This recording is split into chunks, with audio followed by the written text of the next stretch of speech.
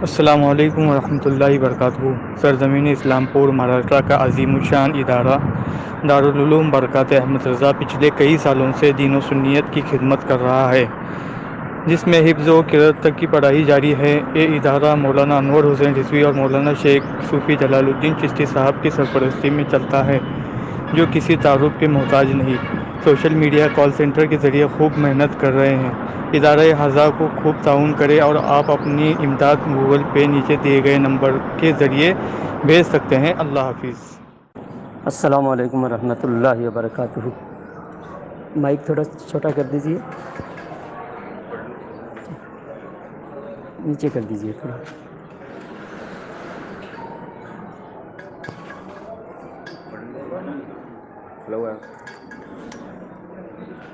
الحمد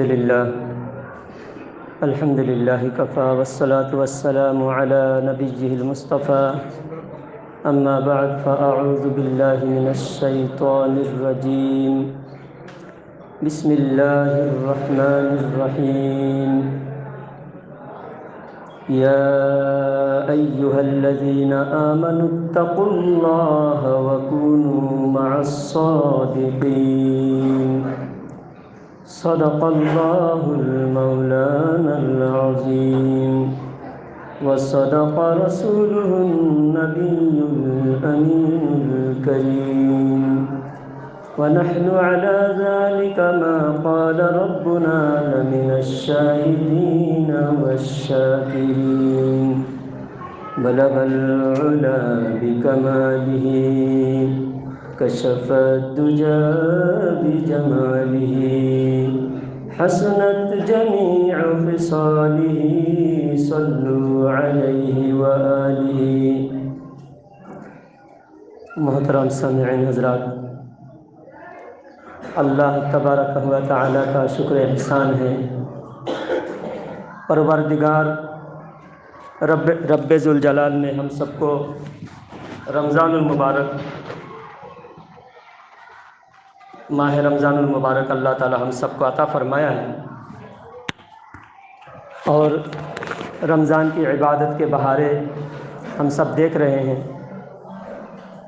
اللہ تعالی ہم سب کو رمضان کی برکتوں سے اور زیادہ مالا مال فرمائے، اور روزے کی جو مقصد ہے تقوی حاصل کرنا، اللہ تعالی ہمیں تقوی و طہارت کے ساتھ زندگی گزارنے کی توفیق عطا فرمائے۔ اللہ تعالیٰ نے سب سے پہلے ایمان کی ترغیب عطا فرمایا ہے۔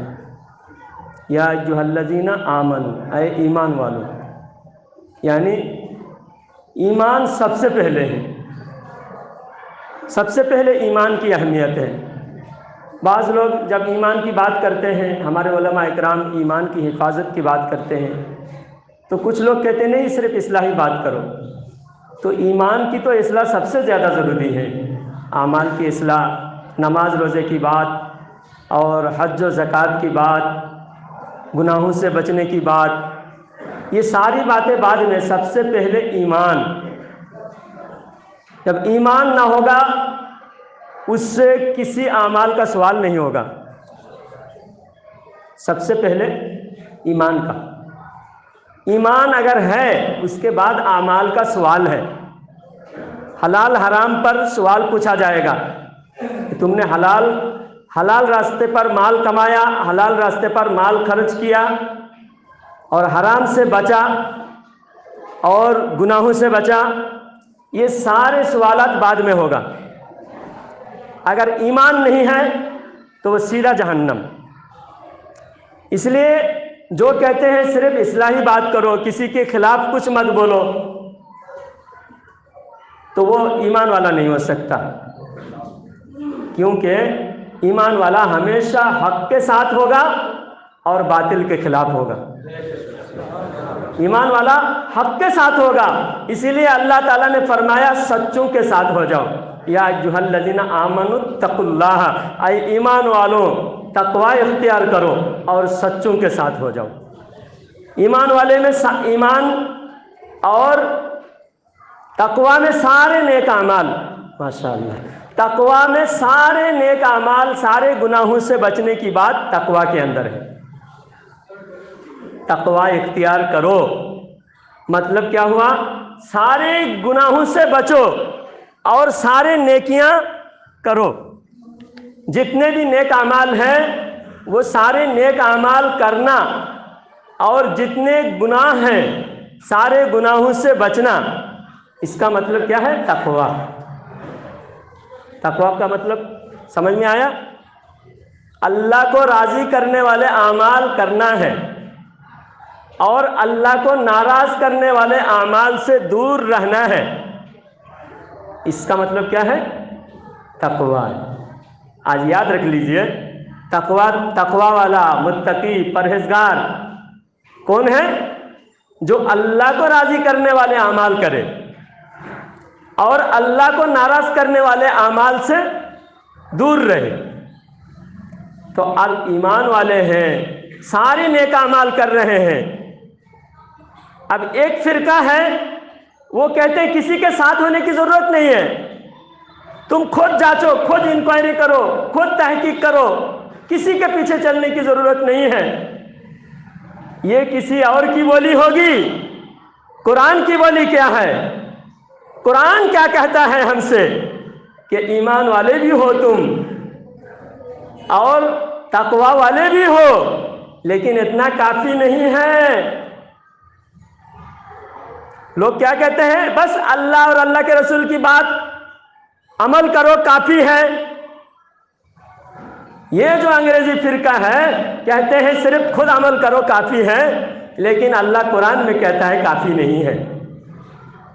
قرآن میں کیا کہتا ہے؟ سچوں کے ساتھ ہو جاؤ، کیونکہ ان کے مسلک میں کوئی سچا نہیں ہے۔ ان کے مسلک میں کوئی سچا نہیں ہے، اس لیے یہ دوسروں کو بھی کہتے کسی کے پیچھے مت چلو، کیونکہ اگر یہ قرآن کی آیات یہ لوگوں کو بتا دے کہ سچوں کے پیچھے چلو تو وہ اپنے مسلک میں کوئی سچا نہیں دکھا سکتا۔ اور ہم الحمدللہ 1400 سال سے ہمارے ہزاروں لاکھوں اولیاء اللہ، صوفیاء اکرام ہمارے مزارات میں سینہ تان کے شان سے آرام فرما رہے ہیں۔ تو اس وجہ سے ہم سچوں کے راستے پر چل سکتے ہیں، وہ نہیں چل سکتا۔ اسکول کی کتاب میں ایک لطیفہ میں نے پڑھا تھا، ایک بچوں کو سمجھانے کے لیے جانوروں کے کہانیاں سے اسکول میں مثال دیا جاتا ہے۔ تو ایک انگلش کتاب میں لکھا ہوا تھا کہ ایک لومڑی کا جو گٹھ تھا، تو وہ ایک لومڑی وہ کہیں سے دیوار، جو کانٹا تار کا دیوار ہوتا ہے، دیوار کے اندر کہیں باغ میں گھسنے جا کر اس کی دم کٹ گئی تھی، اس کی دم کٹ گئی تھی۔ تو وہ لومڑی نے سوچا کہ میں اپنے جب خاندان میں جاؤں، اپنے پورے برادری میں جاؤں گا تو سب تو مجھے دیکھ کر مجھے عیبدار کہہ کے تانا دیں گے۔ اب کوئی چالاکی سوچا اس نے، تو اس نے چالاکی سوچ کر سارے لومڑیوں کو جمع کر کے کہا کہ دیکھو یہ پیغام ہے، یہ پروردگار سے پیغام ہے کہ تم سب اپنا دم کو کاٹ دو۔ کہ وہ یہ نہیں کہا کہ کہیں جھاڑی میں پھنس کر، کہیں دیوار میں پھنس کر اس کی دم کٹ گئی ہے، وہ سارے کو دم کٹ کر سب کو عیبدار بنے تاکہ عیب ہی نہ رہے۔ جتنے لومڑیاں تھے سارے لومڑیوں کو دم کٹا دی ایک لومڑی نے، کیونکہ وہ پہلے عیبدار بن گئی۔ تو اسی طرح یہ جو انگریزی فرقہ ہے، 3 دسمبر 1884 ان کی ڈیٹ آف برتھ ہے۔ ان کی پیدائشی ڈیٹ کون سا ہے؟ یہ جو وکٹورین اہل حدیث ہے، رانی وکٹوریا سے ان لوگوں نے نام رجسٹر کروایا۔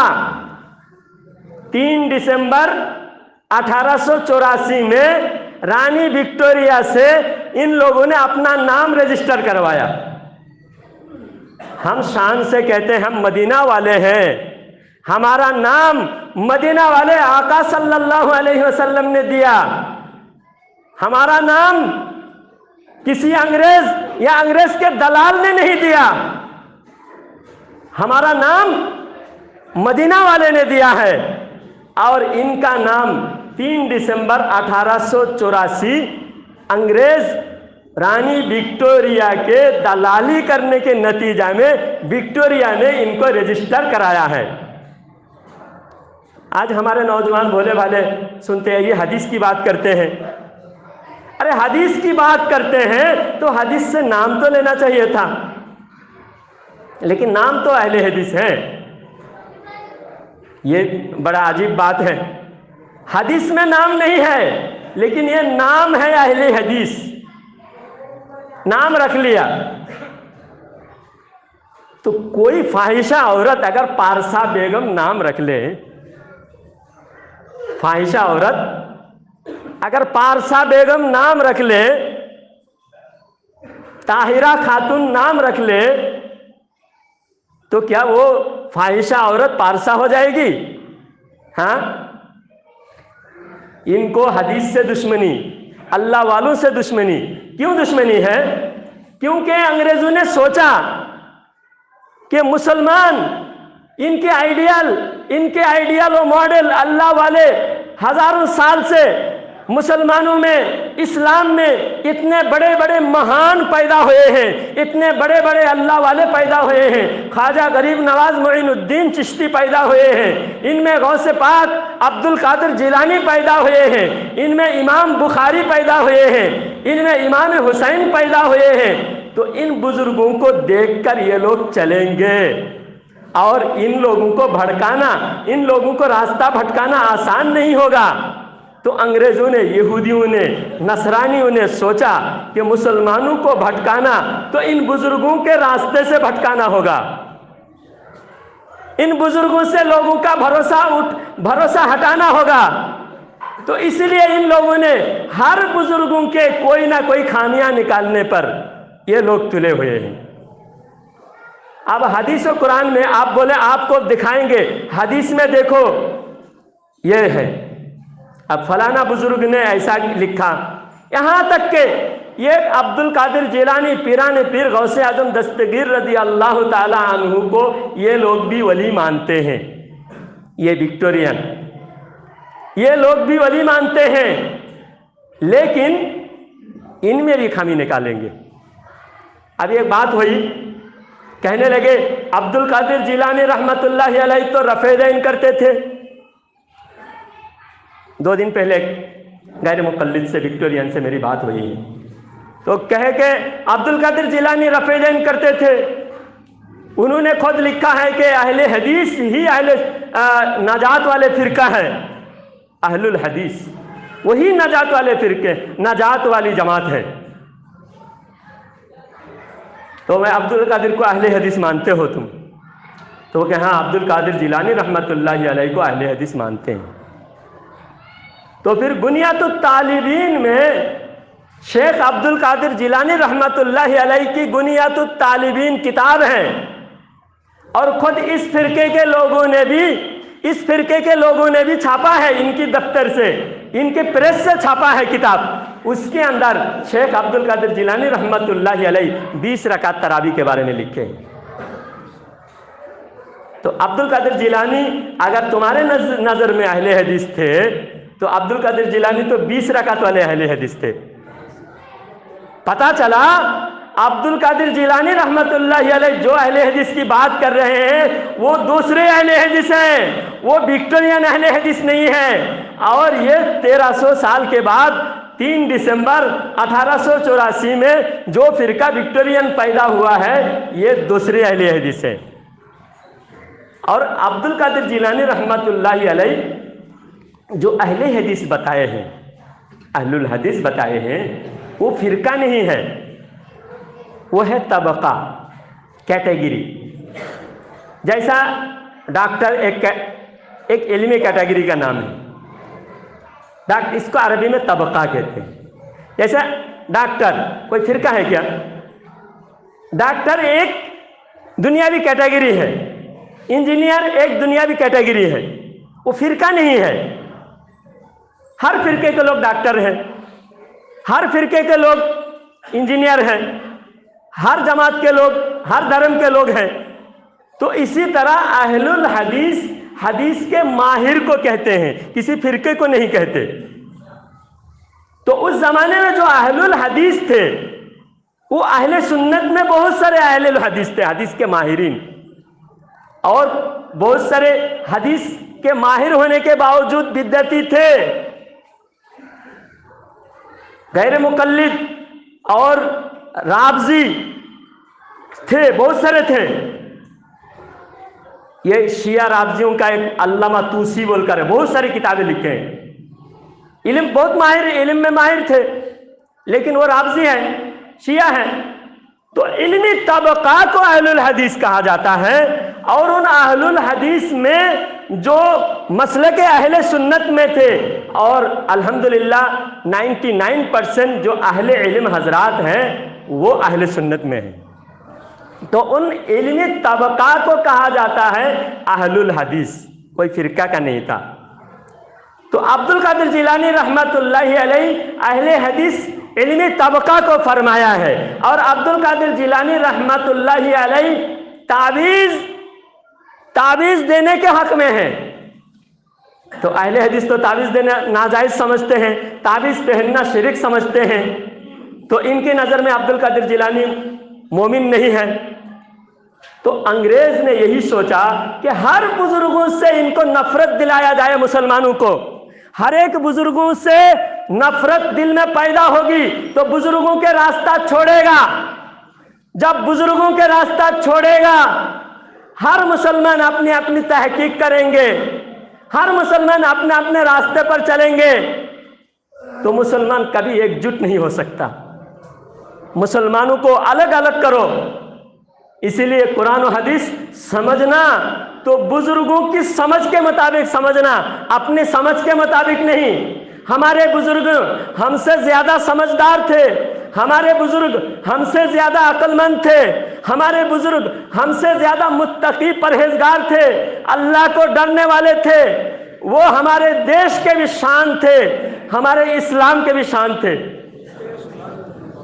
ہمارے بزرگوں نے ہمارے جس وقت اس دیش کو انگریز سے آزاد کرنے کے خاطر ہمارے بزرگان دین مالٹا کے جیل میں 10 سال 15 سال جیل میں، وہاں پر جانوروں سے بدتر زندگی گزارنے پر، انگریز کی ظالمانہ جیل میں جانوروں سے بدتر زندگی گزارنے پر مجبور ہو رہے تھے، اس وقت یہ وکٹورین اہل حدیث جو لوگ آپ کے سامنے حدیث کی بات کر رہے ہیں اور آپ دھوکہ کھا جا رہے ہو، یہ لوگ انگریزوں سے بڑے بڑے جاگیر لیے ہوئے تھے، انگریزوں سے بڑی بڑی ڈگریاں، شیخ الکل کا ڈگری لیے، اور تعجب کی بات ہے انگریز دوسروں کو انگلش میں ڈگریاں دیتے تھے، اور ان کے مولویوں کو عربی میں ڈگریاں دیتے تھے۔ ان کے نذیر حسین دہلوی جو سب سے بڑا مولوی تھا اس زمانے کا، میاں نذیر حسین دہلوی، ان کو انگریزوں نے لقب دیا ہے شیخ الکل فی الکل۔ کیا نام ہے؟ شیخ الکل فی الکل، یہ ان کا ڈگری ہے۔ جو انگریزی داں تھے، انگریزی میں ڈگری دیتے تھے، ان کو بھی انگریزی میں دیتا، کوئی مسلمان ان پر بھروسہ نہیں کر رہا تھا، اس لیے عربی میں ان کو ڈگری، القاب، بڑے بڑے ٹائٹل دیے ہیں تاکہ مسلمان دھوکہ کھا جائے۔ اور یہ بھی بہت بڑے مولانا ہیں، یہ بھی حدیث و قرآن کی بات کرتے ہیں، اور کیا بات کرے ہیں؟ ہر جگہ پر صحابہ سے لے کر یہاں تک کہ ان کے مولوی لکھے ہیں صلاۃ محمدی کتاب ہے، محمد جوناگڑھی لکھے ہیں کہ بغیر وحی کے نبی کی بات بھی دلیل نہیں، نبی کی بات بھی بنا وحی کے نبی کی بات بھی حجت نہیں ہے، دلیل نہیں ہے، معاذ اللہ استغفر اللہ۔ جب نبی کی بات حجت نہیں ہے خود کتاب میں اگلی بار جب آؤں گا آپ کو ساری کتابیں دکھا کے بات کروں گا. یوٹیوب پر آپ کو مل جائے گا. جہاں بھی میں بیان کرتا ہوں کتابیں بوری بھر کے اور ڈیکسی بھر کے ایٹیسی بھر کے کتاب لے کے آتا ہوں میں, اور کتاب دکھا دکھا کے بات کرتا ہوں بنا پروف کے. ابھی سامنے حکومت کے نمائندے اور سرکاری عملہ پولیس سب موجود ہے. بنا پروف کے بات کرو مجھے سزا دے سکتے ہیں, میں تیار ہوں. میں اگر مجرم ہوں, جو چور کی سزا ہے وہ مجھے دیا جائے. جب نبی کی بات حجت نہیں ہے تو ان کے نزدیک ولی کا کیا مقام ہوگا آپ اندازہ لگائیے, صحابہ کا کیا مقام ہوگا اندازہ لگائیے. اللہ قرآن میں جس نبی کے بارے میں فرماتا ہے اللہ تعالی وَمَا يَنطِقُ عَنِ الْهَوَىٰ إِنْ هُوَ إِلَّا وَحْيٌ يُوحَىٰ, میرے محمد صلی اللہ علیہ وسلم بغیر وحی کے ایک لفظ نہیں کہتے. وہی کہتے ہیں جو خدا کا پیغام ہوتا ہے. تو یہ کہتے ہیں نہیں, بغیر وحی کے بھی نبی کہے ہیں جو ہمارے نزدیک حجت نہیں. تبھی تو بنا وحی کے نبی کی بات بھی حجت نہیں کر کے لکھے ہیں. اس کا یہی مطلب ہوتا ہے قرآن کی آیات کو جھٹلایا جا رہا ہے. عزیزان ملت اسلامیہ, اب ہمارے میں جو سلے کلی لوگ ہیں ان کی وجہ سے سب سے زیادہ نقصان ہو رہا ہے. اگر ہم سب ایک جٹ رہے, ہم سب اہل سنت پر, ہمارے بزرگان دین پر, ہمارے باپ دادا کے راستے پر ہم قائم رہے.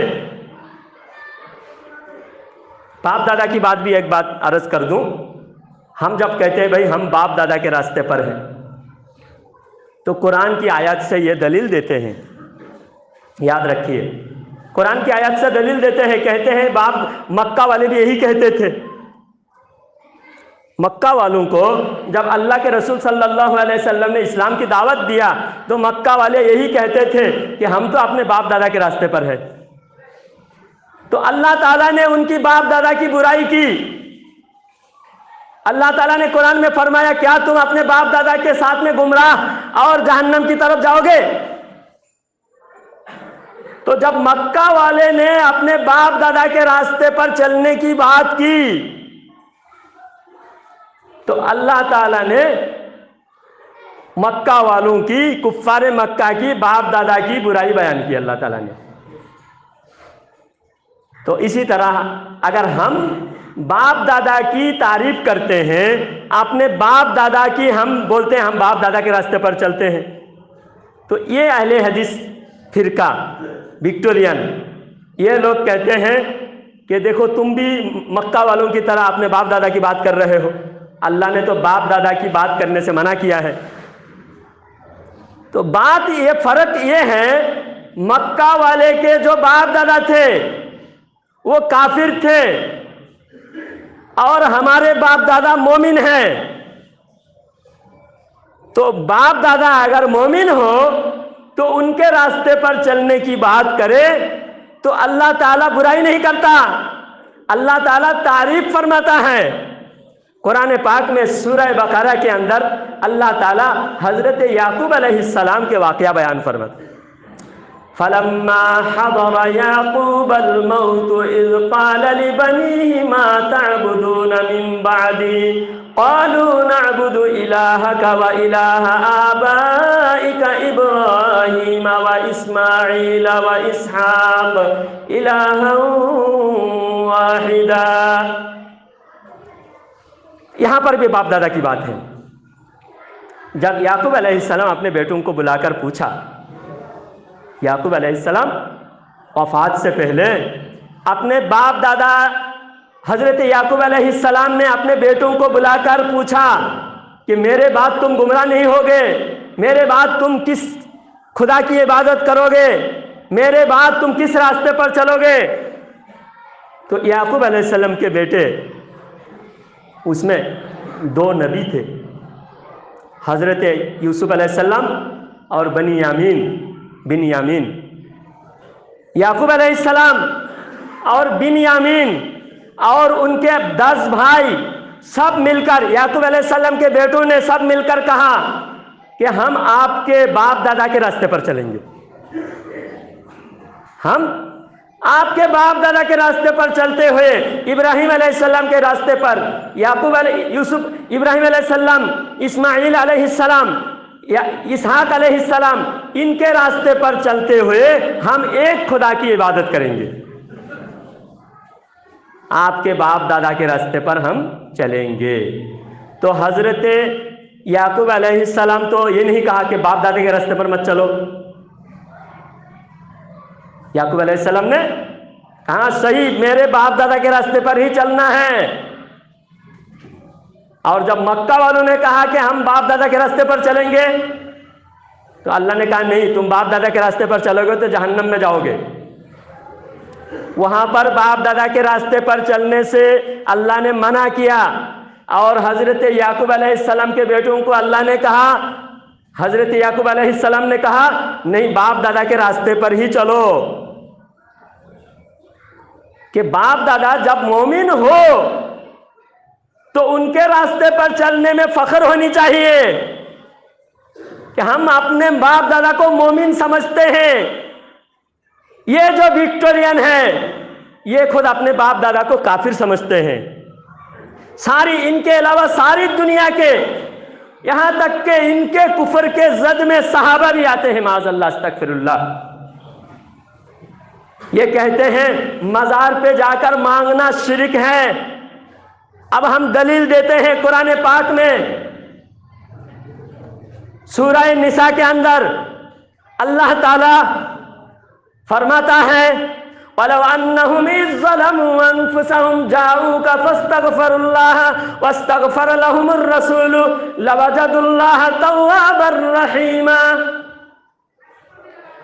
اللہ فرماتا ہے اے نبی، آپ کی کوئی امت اگر گنہگار ہو جائے، اپنے نفس پر ظلم کرے، تو آپ کی بارگاہ میں آئے اور اللہ سے بھی مانگے معافی، آپ سے بھی معافی کی درخواست کرے، تو بے شک اللہ تعالیٰ توبہ کرنے والوں میں سے، اللہ تعالیٰ کو وہ توبہ قبول کرنے والوں میں سے پائے گا۔ تو یہ قرآن کی آیات حضرت علی رضی اللہ تعالیٰ عنہ سرکار صلی اللہ علیہ وسلم کے روضہ شریف کے سامنے کھڑے تھے۔ ایک دیہاتی شخص آیا، آ کر درگاہ شریف کے پاس، سرکار کے روضہ شریف کے پاس کھڑے ہو کر وہ دیہاتی گڑ گڑانے لگا، سرکار کے روضہ سے چمٹ کر وہ دیہاتی کہنے لگے یا رسول اللہ، اللہ نے آپ کے پاس بھیجا ہے، میں آپ کے پاس آیا ہوں، یا رسول اللہ مجھے بخشوا دیجئے، مجھے بخشوا دیجئے۔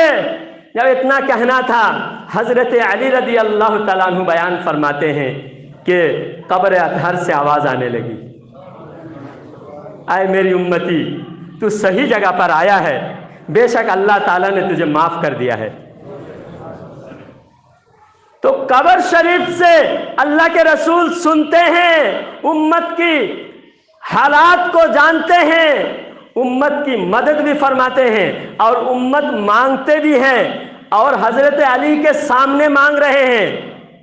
جب یہ حدیث ہم پیش کرتے ہیں تو یہ وکٹورین کہتے ہیں وہ دیہاتی تھا، انجان تھا، کوئی اس کو جانتا نہیں تھا، اس دیہاتی کو ایمان کا پتہ نہیں تھا، اس دیہاتی کی بات کو دلیل پیش کرتے ہو۔ یہ دیکھیے کیسا دھوکہ دیتے ہیں حدیث سے۔ وہ دیہاتی کو کوئی نہیں جانتا تھا، حضرت علی کو کون نہیں جانتا ہے؟ اب یہاں ایک سائڈ دکھا کر آپ کو دھوکہ دے گا۔